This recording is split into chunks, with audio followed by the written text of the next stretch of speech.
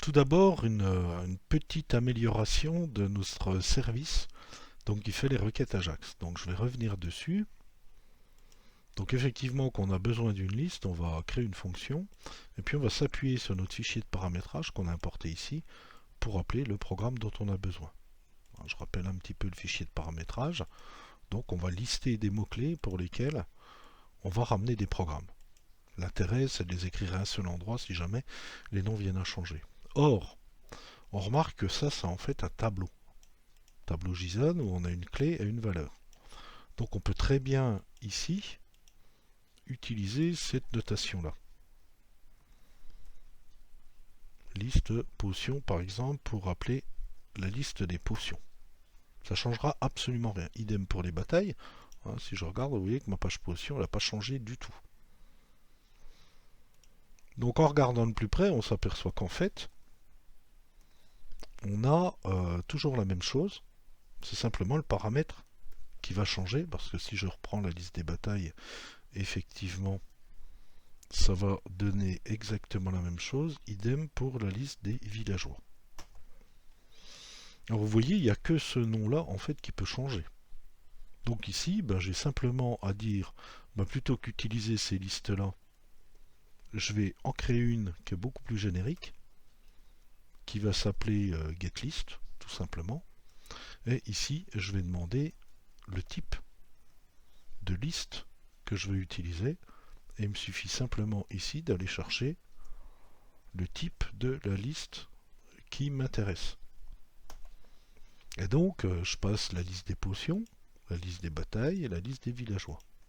Alors évidemment, si je modifie ça, il va falloir que j'aille modifier mes différentes listes. Par exemple, pour les potions, ici, de faire getList et puis passer ici liste des potions.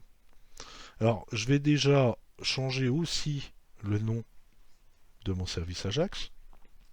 Plutôt que l'appeler getList parce qu'il va me servir aussi à faire des mises à jour, je vais le renommer.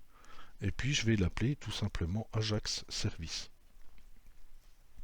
Alors ce qui nécessite évidemment d'aller dans mes potions, modifier évidemment les noms Ajax Service. Donc maintenant c'est Ajax Service. Le nom de mon service Ajax, évidemment quand je l'appelle cette fois-ci, je vais l'appeler Ajax Service. Et puis ici je vais plus faire getList potion, mais getList. Et donc entre guillemets, je vais appeler la liste des potions. Alors, évidemment, je vais tester pour voir si ça fonctionne. Alors, il me pose une petite erreur, évidemment, pour la liste des batailles et la liste des villageois. Alors, il faut que je fasse exactement la même modification sur ma liste des villageois. Donc ici, c'est Ajax Service. Donc, Ajax Service.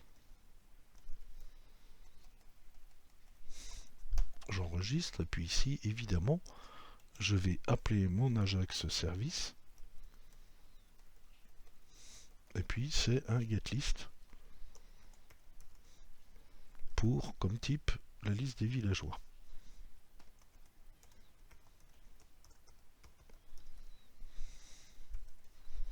Je sauvegarde et je fais exactement la même chose sur les batailles pour utiliser tous mes éléments de la même façon, sinon évidemment ça va planter, ça plante à cause du fichier index.js qui va en l'appelant voir une erreur évidemment sur les composants.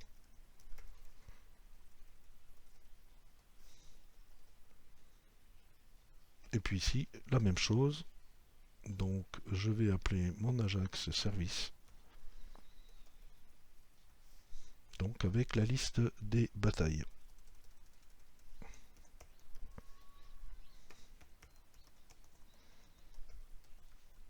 Je sauvegarde, je vérifie une dernière fois, j'ai bien Ajax Service, j'ai bien le getList sur l'Ajax Service.